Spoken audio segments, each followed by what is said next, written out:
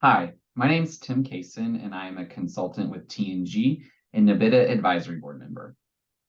Hi, I'm Linda Abbott. I'm also a consultant with T&G and an advisory board member for NBITA. So we are continuing our discussion about one team versus two teams. And as we talked about last week, we recommend one team. We believe that the research supports one team responding to all levels of risk. And we also acknowledge that that's not feasible for every institution. Some of you are going to have two teams for any number of reasons.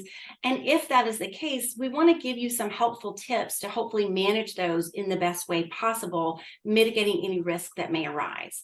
So continuing on last week's discussion, we want to talk about the importance of all teams using the same objective risk rubric.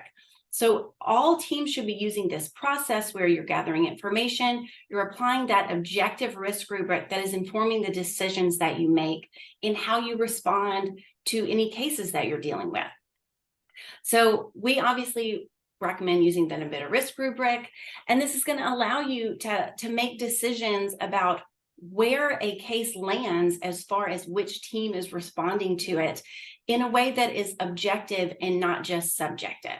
We often hear, well, we felt like this was a higher level case, and that is a subjective response. So this is going to ground all of the decisions that you're making in this objectivity, which is going to help mitigate the risk and better inform the decisions that you make. Related to that, we think it's really important to have policy and procedure manuals that address this connection between the teams and that speaks to the fact that you're using the same objective risk rubric to decide where a case is going to land as far as which team is handling it, how that information is shared between the two teams, etc., so that both of your policy and procedure manuals are working together cohesively to support the work that you're doing.